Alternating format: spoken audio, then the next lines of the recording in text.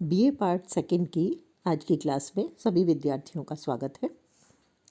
मैं डॉक्टर शिखा अग्रवाल, राजकीय महाविद्यालय सुजानगढ़। हम लोग संघीय कार्यपालिका और उसमें हम प्रधानमंत्री पढ़ रहे हैं। आज की क्लास में हम पढ़ेंगे शक्तियाँ और उसकी भूमिका।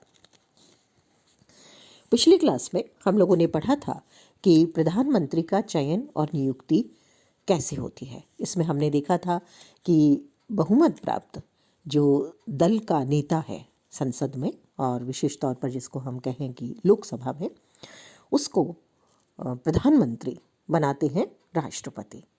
और राष्ट्रपति प्रधानमंत्री की सिफारिश पर मंत्रिपरिषद का गठन करते हैं। और इसी क्रम में हम लोगों ने देखा था कि प्रधानमंत्री और मंत्रिपरिषद का बहुत गहरा संबंध है, और जो प्रधानमंत्री है एक तरह से वही मंत्रिपरिषद के निर्माण और उसके अंत के लिए पूरी तरह से जिम्मेदार है।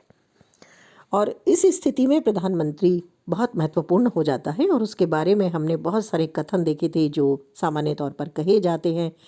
जैसे डॉक्टर जेनिंग्स ने कहा था कि प्रधानमंत्री ऐसा सूर्य है जिसके चारों ओर समस्त ग्रह यानी मंत्रिपरिषद के सदस्य की उपमा है, ये घूमते रहते हैं।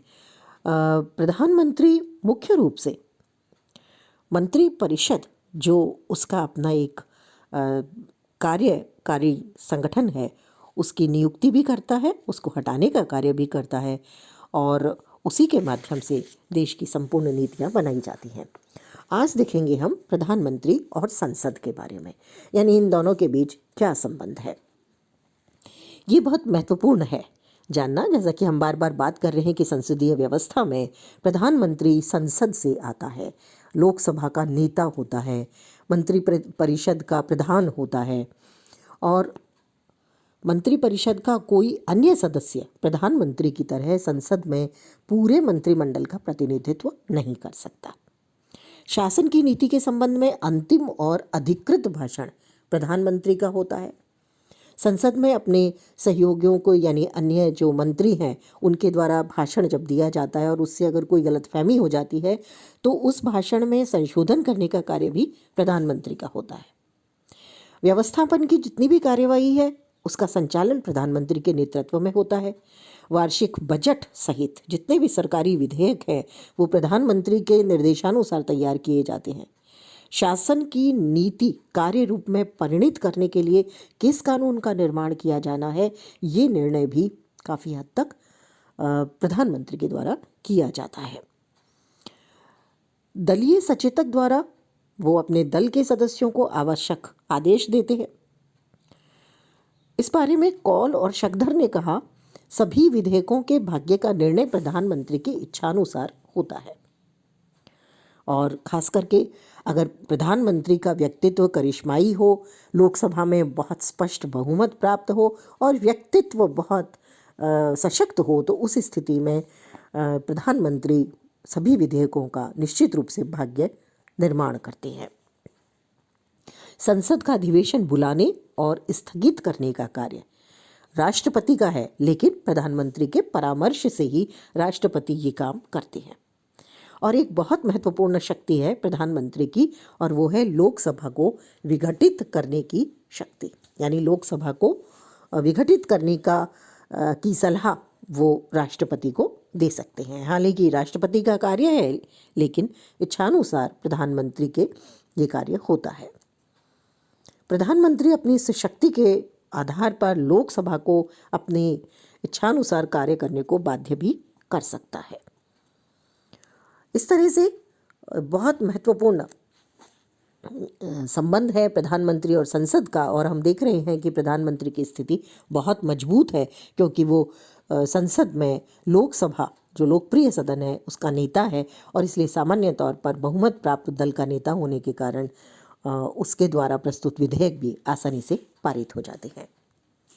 अब आते हैं प्रधानमंत्री और राष्ट्रपति के रूप में किस तरह से शक्तियां हैं प्रधानमंत्री की और क्या भूमिका है इनके संबंध में। हम लोगों ने शुरू में देखा था कि अनुच्छेद 78 में प्रधानमंत्री के 3 कर्तव्य बताए गए हैं। सबसे पहला कर्तव्य है संघ के प्रशासन और कानून निर्माण से संबंधित विधेयकों के विषय में मंत्रिपरिषद के निर्णयों की राष्ट्रपति को सूचना देना। दूसरा है संघ के प्रशासन से संबंध रखने वाले मामलों और कानून निर्माण से संबंधित प्रस्तावों के बारे में राष्ट्रपति को वो सूचना देना जिसे वे मांगे। और तीसरा कर्तव्य है, यदि राष्ट्रपति ऐसा चाहें तो मंत्रिपरिषद के विचार के लिए कोई ऐसा मामला रखना जिस पर कोई मंत्री अपना निर्णय ले चुका है परंतु जिस पर मंत्रिपरिषद ने अब तक कोई निर्णय नहीं लिया है। इस तरह से सार्वजनिक महत्व के मामलों पर राष्ट्र के प्रधान से केवल प्रधानमंत्री के माध्यम से ही संपर्क साधा जा सकता है या बातचीत की जा सकती है। कोई भी मंत्री अगर राष्ट्रपति से मिलना चाहता है तो प्रधानमंत्री की अनुमति से मिलेंगे। अगर हम व्यवहारिक तौर पर अध्ययन करें राष्ट्रपति और प्रधानमंत्री के बीच के संबंधों का तो प्रधानमंत्री ने अब तक राष्ट्रपति को एक संवैधानिक प्रधान की भूमिका तक ही सीमित रखा है। और हमें बहुत बार ऐसा देखने को मिला है कि प्रधानमंत्री और राष्ट्रपति के मध्य विभिन्न विधेयकों को लेकर के भी बहुत तीव्र मतभेद रहा है।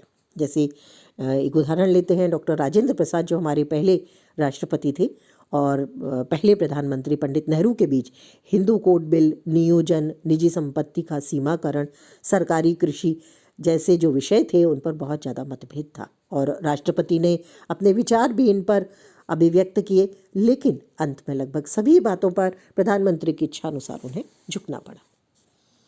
तो इस तरह से हम लोग देखते हैं कि यदि प्रधानमंत्री कमज़ोर हो तो राष्ट्रपति की स्थिति मजबूत होती है, लेकिन इसके बावजूद भी कभी कभी हम देख रहे हैं, ऐसा नहीं है कि हमेशा ही इच्छा के सामने झुकना पड़ता है। हम इसमें देख सकते हैं राष्ट्रपति KR नारायणन ने संविधान की समस्त मर्यादाओं का संपूर्ण अंशों में पालन करते हुए शासन के परामर्शदाता और राज्य के प्रधान की बहुत प्रभावी भूमिका निभाई और अपने आचरण से 1 वर्ष में 2 बार ये बता दिया कि वे प्रधानमंत्री और मंत्रिमंडल के साथ सिर्फ एक संवैधानिक प्रधान बनने को या रबड़ स्टैम्प बनने को तैयार नहीं है। इसी तरह से 2002 में राष्ट्रपति डॉक्टर अब्दुल कलाम जो साइंटिस्ट थे ने मंत्रिमंडल के प्रभावशाली परामर्शदाता की भूमिका निभाई। तो इस तरह से हम लोग देखते हैं कि जो राष्ट्रपति हैं वो काफ़ी हद तक मंत्रिमंडल के प्रभावशाली परामर्शदाता की भूमिका निभाते हैं और प्रधानमंत्री राष्ट्रपति की अनुमति से ही कोई कार्य करते हैं। लेकिन फिर भी हम ये पाते हैं कि राष्ट्रपति प्रधानमंत्री की इच्छा का भी सम्मान करते हैं या उनकी नीतियों का भी सम्मान करते हैं। अगला आता है प्रधानमंत्री और राज्य सरकारें। इसमें विशेष तौर पर मुख्यमंत्री को हम लोग देखेंगे। भारत में संघात्मक व्यवस्था है और संघात्मक व्यवस्था में राज्य सरकारों के संबंध में प्रधानमंत्री की भूमिका बहुत महत्वपूर्ण है और ऐसे में मुख्यमंत्री यदि समान दल के शासन करता राज्य है तो सामान्य तौर पर मुख्यमंत्री प्रधानमंत्री के निर्देशों की अवहेलना नहीं करते। कांग्रेस कार्य समिति में कुछ मुख्यमंत्रियों को प्रभावशाली स्थिति प्राप्त थी, लेकिन जैसे जैसे अलग अलग राज्यों में अलग अलग दलों की सरकारें बनी, स्थितियां धीरे धीरे बदलने लगी और कभी कभी ये भी देखा गया, जैसा कि घटनाओं ने कई ने स्पष्ट भी किया, कि एक मुख्यमंत्री को अपने पद पर रहने के लिए प्रधानमंत्री की सहानुभूति की बहुत अधिक आवश्यकता होती है और एक विरोधी प्रधानमंत्री एक मुख्यमंत्री की राजनीतिक मृत्यु का कारण बन सकता है। प्रधानमंत्री को राज्य सरकारों पर नियंत्रण प्राप्त होता है और ये नियंत्रण उसे कैसे प्राप्त होता है, इसके कुछ भारतीय संविधान में तत्व हैं। पहला है केंद्र के अभिकर्ता के रूप में राज्यपाल की भूमिका। राज्यपाल समय समय पर राज्य की संवैधानिक स्थिति के बारे में राष्ट्रपति को रिपोर्ट भेजते हैं जिस पर कार्यवाही। दूसरा, भारतीय संविधान का अनुच्छेद 356 जिसके आधार पर राष्ट्रपति शासन लागू किया जाता है राज्यों में, संघ राज्यों में, और इसके माध्यम से या तो केंद्र सरकार यानी संसद को कानून बनाने का अधिकार इसके माध्यम से मिल जाता है। और अगला आता है राज्य सरकार के विरुद्ध अगर कोई भ्रष्टाचार का आरोप है तो ऐसी स्थिति में जांच आयोग की स्थापना केंद्र के माध्यम से की जाती है।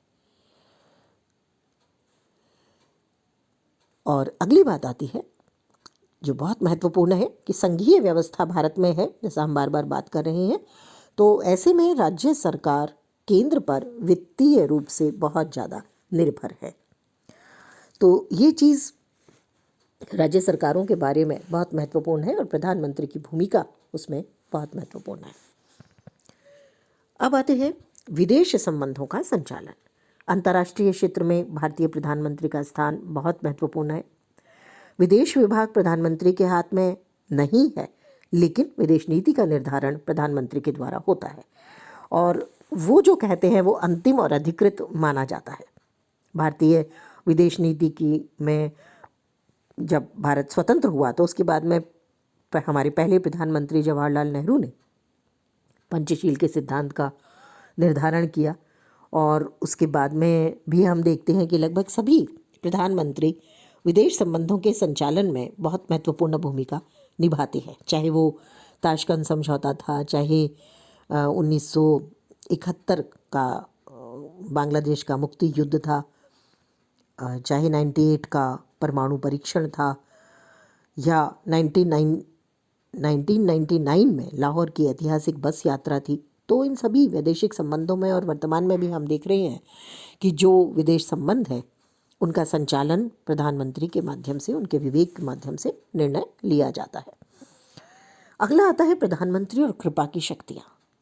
कृपा की शक्तियाँ क्या हैं? देखिए, हमने पढ़ा था, जब राष्ट्रपति को पढ़ रहे थे तो हमने पढ़ा था कि राष्ट्रपति नियुक्ति करते हैं बहुत सारे पदों पर, और व्यवहार में हम जानते हैं कि ये नियुक्तियां प्रधानमंत्री के परामर्श से की जाती है। तो इस प्रकार जो नियुक्तियां होती है राष्ट्रपति के माध्यम से, जिसमें आते हैं राज्यों के राज्यपाल, अन्य देशों में भारत के राजदूत, महाधिवक्ता, नियंत्रक और महालेखा परीक्षक, सर्वोच्च और उच्च न्यायालयों के न्यायाधीश और विभिन्न जो आयोग बनाए जाते हैं उनके सदस्य, तो उन सब की नियुक्ति वास्तव में प्रधानमंत्री के हाथ में होती है और प्रधानमंत्री के माध्यम से ही वो कार्य करते हैं या उनकी नियुक्ति की जाती है।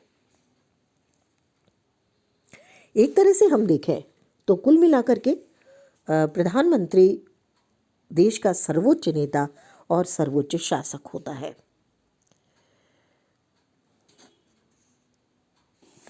उसी के माध्यम से व्यवस्थापिका में आवश्यक कानून बनते हैं, संविधान में संशोधन उसी के निर्देश पर होते हैं, और राष्ट्रपति द्वारा जो नियुक्तियां हों या कार्य होते हैं उसमें भी पूरी तरह से प्रधानमंत्री का परामर्श होता है। तो इस तरह से व्यवहार में प्रधानमंत्री पद की शक्तियां और सम्मान जो है वो बहुत ज़्यादा बढ़ा है। तो इस तरह से प्रधानमंत्री का पद देश का सर्वोच्च नेता के रूप में वो जाना जाता है, शासक के रूप में जाना जाता है, जबकि संवैधानिक प्रधान राष्ट्रपति है। व्यवहार में उनकी शक्तियों का उपयोग प्रधानमंत्री करते हैं। अब देखते हैं प्रधानमंत्री की वास्तविक स्थिति क्या है। प्रधानमंत्री की बहुत शक्तियां हैं, जैसा अभी हमने देखा। सबसे महत्वपूर्ण बात जो उसकी वास्तविक स्थिति को निर्धारित करने के लिए है, उसमें या हम कहें कि निर्धारक तत्व जो उसकी वास्तविक स्थिति को बताते हैं, उसमें सबसे पहली बात यह है कि प्रधानमंत्री जिस दल से हैं उस दल को लोकसभा और राज्यसभा में कैसी स्थिति प्राप्त है। अगर पूर्ण बहुमत प्राप्त दल है तो उस स्थिति में राष्ट्रपति की स्थिति बहुत मजबूत और सशक्त होगी। अगर एक दल प्रधान है तब भी बहुत मजबूत होगी और वास्तविक प्रधान के रूप में कार्य करेगा।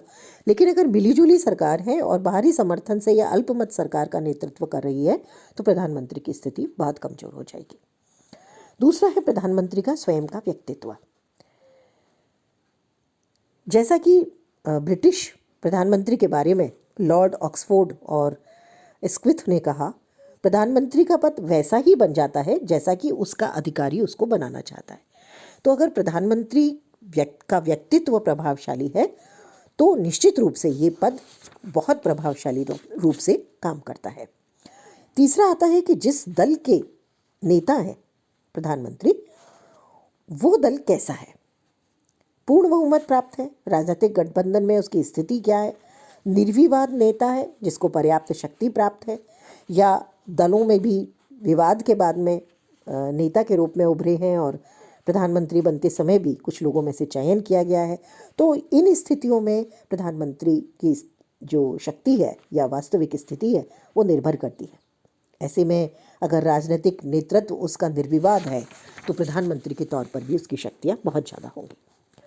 चौथा आता है तात्कालिक राष्ट्रीय और अंतर्राष्ट्रीय स्थिति क्या है। अगर सामान्य स्थिति में वो ज़्यादा शक्तिशाली नहीं बन पाता, अगर विशेष स्थिति है तो ऐसे में प्रधानमंत्री अपनी क्षमता का उपयोग करके ज़्यादा शक्तिशाली बनता है। घरेलू अगली बात आती है कि घरेलू और वैदेशिक क्षेत्र की व्यवहारिक राजनीति में प्राप्त सफलता या असफलता प्रधानमंत्री को बहुत मजबूत बनाती है। जैसे 1971 में पाकिस्तान की हार के बाद में, या 1965 में पाकिस्तान की हार के बाद में प्रधानमंत्री, 1965 की हार के बाद में शास्त्री जी, और 1971 की हार के बाद में श्रीमती इंदिरा गांधी की स्थिति बहुत मजबूत हो गई। इसी तरह से हम देखते हैं कि वर्तमान सरकार भी जो कारगिल विजय है या सर्जिकल स्ट्राइक है उसके बाद में काफ़ी मजबूत स्थिति में उभरी है। तो इस तरह से प्रधानमंत्री की जो स्थिति है वो काफ़ी हद तक राष्ट्रीय और अंतर्राष्ट्रीय स्थितियों में किस तरह से उन्होंने निर्णय लिए, किस तरह से सफलता पाई, उस पर भी बहुत कुछ निर्भर करती है। अगर हम देखें मोटे तौर पर तो सामान्यतः केंद्र में एक दलीय सरकार होने पर प्रधानमंत्री को शक्तिशाली स्थिति प्राप्त होती है, लेकिन अगर मिली जुली या गठबंधन सरकार है तो प्रधानमंत्री की स्थिति कमजोर हो जाती है। मंत्रिमंडल और संसद में क्या संबंध है? दो रूपों में इसका हम अध्ययन करते हैं। पहला है सैद्धांतिक दृष्टि से और दूसरा है व्यवहारिक दृष्टि से। सबसे पहले देखेंगे सैद्धांतिक दृष्टि से। सैद्धांतिक दृष्टि से अगर हम देखें तो भारत में संसदीय व्यवस्था है। कार्यपालिका और व्यवस्थापिका में बहुत गहरा संबंध है, क्योंकि मंत्रिमंडल आवश्यक तौर पर व्यवस्थापिका में से लिया जाता है। और उत्तरदायित्व की अगर हम बात करें तो मंत्रिमंडल व्यवस्थापिका के प्रति यानी संसद के प्रति उत्तरदायी है, जो मोटे तौर पर हम कहें तो लोकसभा के प्रति उत्तरदायी है, और उसी की इच्छानुसार वो कार्य करता है जब तक कि उसे लोकसभा में बहुमत का विश्वास प्राप्त है। संसद के माध्यम से मंत्रिमंडल पर बहुत सारे नियंत्रण लगाए जाते हैं। पहला नियंत्रण है प्रश्नोत्तर के माध्यम से। अधिवेशन के दौरान मंत्रिमंडल के सदस्यों से संसद प्रश्न पूछ सकती है। सरकार की विभिन्न प्रशासनिक विभागों की जो कमियां हैं उसकी निंदा आलोचना कर सकती है और उसे सही मार्ग पर ला सकती है। दूसरा है काम रोको प्रस्ताव। यदि प्रशासन के किसी भी क्षेत्र में कोई गंभीर घटना हो जाए तो प्रत्येक संसद सदस्य को अधिकार है कि वो सदन में इस आशय का प्रस्ताव रखे कि पहले से चले आ रहे सभी विषयों पर विचार स्थगित कर इस गंभीर घटना पर विचार करें। इसे काम रोको प्रस्ताव कहा जाता है। ये मंत्रिमंडल पर नियंत्रण का एक महत्वपूर्ण साधन है। तीसरा आता है विधेयक की स्वीकृति या अस्वीकृति। संसद को अधिकार है कि वो मंत्रिमंडल के सदस्यों द्वारा प्रस्तावित किसी भी विधेयक या नीति को अस्वीकार कर दे। यदि ये अस्वीकृति लोकसभा की तरफ से है तो मंत्रिमंडल को अपना त्यागपत्र देना पड़ता है। अगला नियंत्रण बहुत महत्वपूर्ण है, यह है बजट पर कटौती। मंत्रिमंडल संसद में आय व्यय का ब्यौरा रखते हैं, बजट प्रस्तुत करते हैं, और मंत्रिमंडल पर बजट पर पूर्ण अपना नियंत्रण रखता है। और यदि लोकसभा बजट में किसी प्रकार का कोई कटौती का प्रस्ताव लाती है या कटौती करती है तो इसका अर्थ सीधे सीधे होता है मंत्रिमंडल के विरुद्ध अविश्वास का प्रस्ताव। तो इस तरह से ये नियंत्रण बहुत प्रभावी और कारगर है। अगला आता है प्रशासनिक जांच। संसद मंत्रिमंडल के जो कार्य है उसकी जांच के लिए जांच समिति स्थापित कर सकती है। सरकार के हिसाब किताब की जांच के लिए लेखा परीक्षक नियुक्त कर उसकी रिपोर्ट पर भी विचार कर सकती है। और एक और बहुत महत्वपूर्ण बात है, वो है अविश्वास का प्रस्ताव। लोकसभा सरकार के विरुद्ध यानी मंत्रिमंडल के विरुद्ध अविश्वास का प्रस्ताव ला सकती है जिससे सरकार को हटाया जा सकता है। तो इस तरह से सैद्धांतिक रूप से संसद मंत्रिमंडल के ऊपर बहुत ज़्यादा नियंत्रण रखती है। सिद्धांततः ये सब उस पर नियंत्रण है, और अगर मंत्रिमंडल के कार्य से संतुष्ट नहीं है तो अविश्वास प्रस्ताव पास करके मंत्रिमंडल को हटाया भी जा सकता है। लेकिन अगर हम व्यावहारिक दृष्टिकोण से देखें तो ये सभी बातें बहुत सत्य साबित नहीं होती। सैद्धांतिक दृष्टि से नियंत्रण है संसद का सीधा, लेकिन व्यावहारिक दृष्टि से अगर हम देखें तो मंत्रिमंडल संसद पर बहुत सारे तरीकों से नियंत्रण ला सकती है। पहला है, मंत्री संसद के बहुमत दल के महत्वपूर्ण सदस्य होते हैं और उनके पीछे संसद का बहुमत होता है।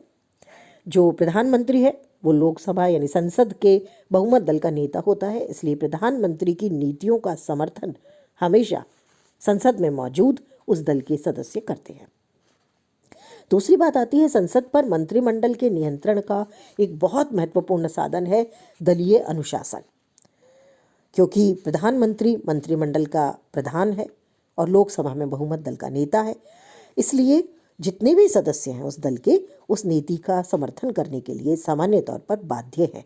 अगर वो उसका विरोध करते हैं तो उनके खिलाफ अनुशासनात्मक कार्यवाही की जा सकती है।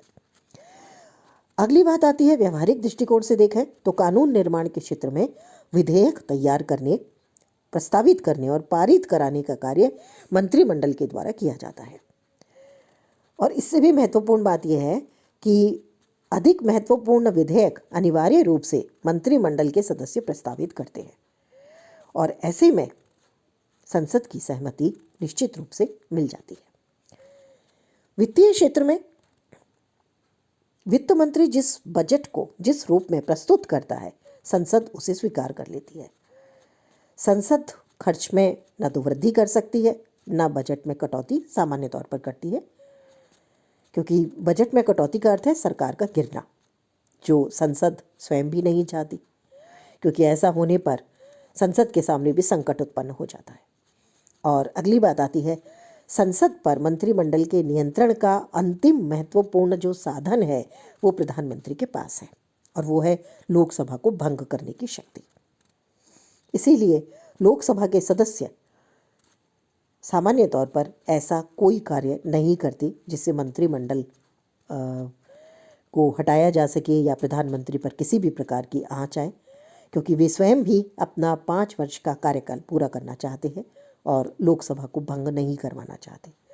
तो इस तरह से हम देखें तो सैद्धांतिक तौर पर संसद बहुत से नियंत्रण लगाती है, लेकिन व्यवहारिक तौर पर हम देखते हैं कि प्रधानमंत्री की स्थिति उसके दल में क्या है, दल की स्थिति संसद में क्या है, उन सब के आधार पर प्रधानमंत्री, मंत्रिमंडल, संसद तीनों की स्थिति निर्भर करती है। एक राजनीतिक दल का मंत्रिमंडल मिले जुले मंत्रिमंडल की अपेक्षा संसद के साथ अधिक शक्ति का परिचय देता है, और इस रूप में हम देखते हैं कि मंत्रिमंडल और संसद के आपसी संबंधों में सामान्यतया मंत्रिमंडल की स्थिति सुदृढ़ होती है। तो कुल मिलाकर के मंत्रिमंडल और संसद के आपसी संबंधों में मंत्रिमंडल की स्थिति सुदृढ़ है और वो शक्तिशाली तरीके से कार्य करता है। अगला टॉपिक अगली क्लास में पढ़ेंगे।